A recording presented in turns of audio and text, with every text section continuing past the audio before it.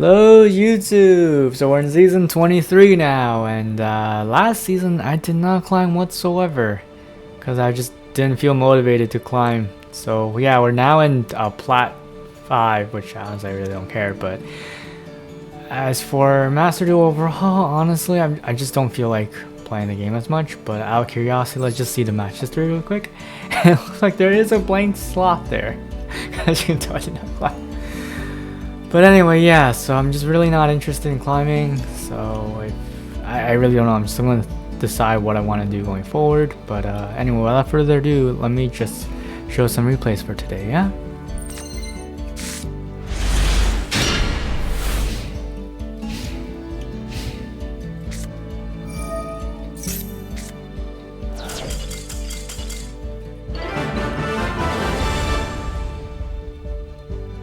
Alrighty, so last match was really interesting. Anyway, I'm going second once again, and it is a runic player. And my hand is it's alright for the most part. As long as they don't banish like my core one-ups, I should be okay, I hope. Yeah. So anyway, they did banish my one-up charge. Luckily I did draw the one-up Seer, so my two might are banished, so that means I only have one might left. My one Pegasus is banished, so I only have two Pegasus left. And then, yeah, they're doing their typical draw into play, so they have 5 sets plus Runic Field.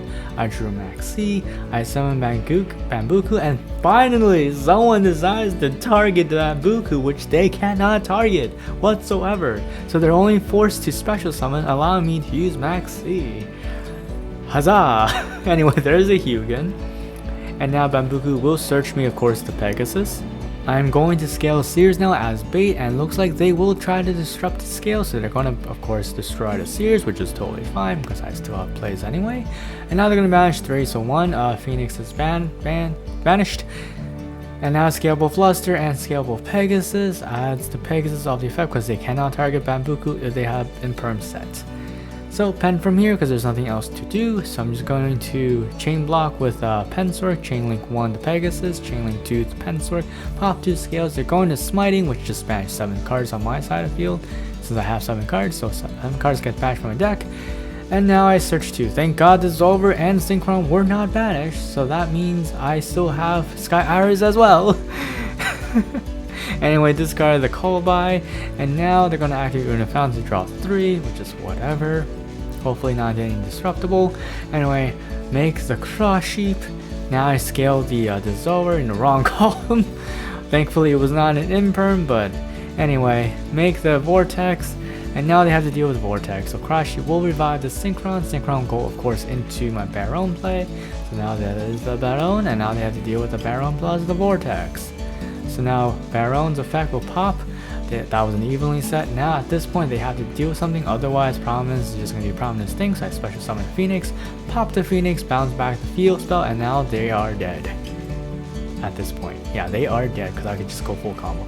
Oh, they surrendered. Anyway, on to next game. For game number 3, let's just say I did a little slight hiccup, and they're gonna Maxx C me on my Fenrir summon. I'm gonna Ash it, of course, and now I'm gonna scout for their own Ash if they have one. So of course I'm gonna activate Fenrir here. Looks like they didn't have an Ash. Bunbuku is going to search me Pegasus. Now Pegasus is going to scale along with Might, so I'm going to try and play around Nibiru here if I can. Pegasus will add me Luster. I'm going to pop itself, activate Might in scale to pop the Luster. I'm going to special summon the Luster. Unfortunately, Bunbuku is not a 4, otherwise I would have made the Ignis or Prominence, of course. So I'm just going to force to make the Beyond here. Beyond is going to search me a low scale. I'm going to of course search Seers and scale and Pend from here. Pegasus will add me the Sky Iris. I'm going to discard the Fenrir that I search off of Fenrir, and then I'm going to make the Paladin. Now of course I should have just made the Prominence, but anyway, Paladin's effect and face search, and now special summon the extra deck, and then activate Sky Iris, make the Selene. So this is where my misplay happened. I forgot about the that had Valet in this version of my deck list, so I should have just utilized the Valet to become the 4 to make the Prominence, but instead I used Selene's effect to special summon the Pegasus for the 4. So now I don't have a Baron plus Vortex end board. along with whatever else I'm gonna do. So as you see here, there was the Valet. Valet becomes a 4, and then I just make the Prominence. So that was supposed to be the play before I make the Selene activation effect, etc., to revive, but it is what it is. So now I'm just probably going to speed this up slightly because this is just your typical stuff. But also, as you can see that I don't have the IP Masquerena line, so my overall end board is incomplete for this time. But anyway, it's just more experimental stuff. So yeah, let's just speed this up.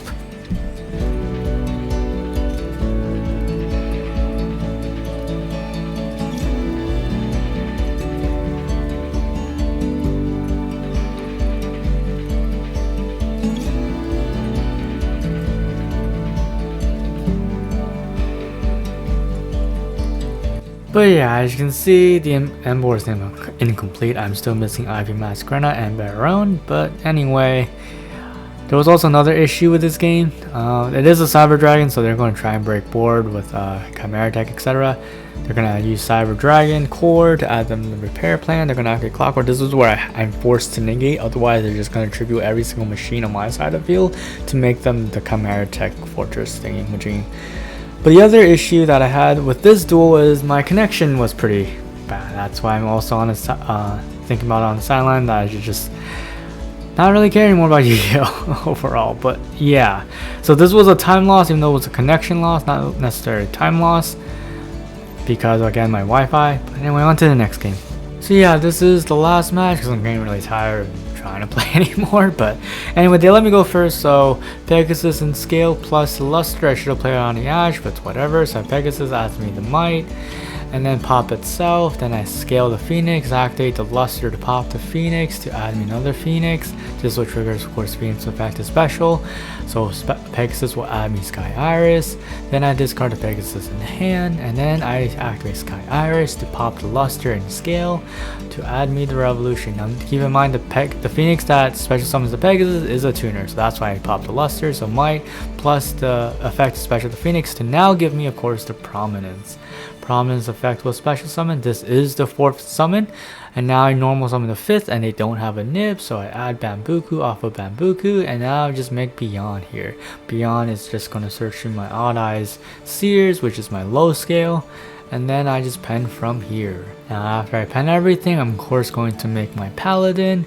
Paladin's effect and face search, and then special summon from the extra deck of Draco Slayer name.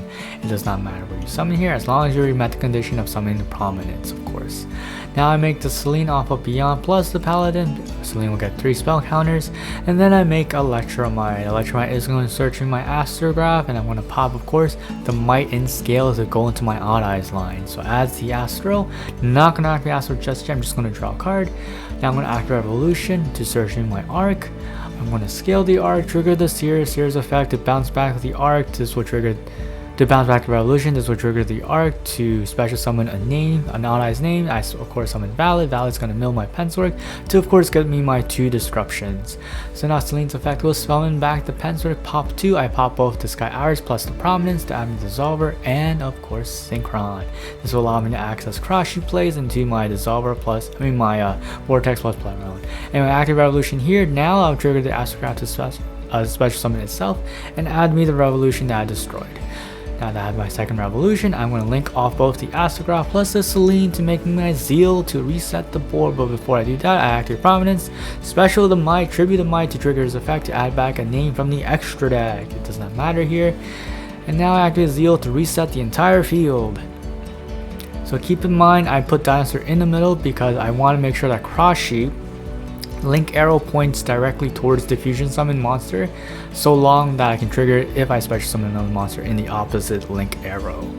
So as long as it's in 1, 3, or 5, you are fine. But anyway, there's the cross sheet. Now cross sheet's pointing towards Dinosaur.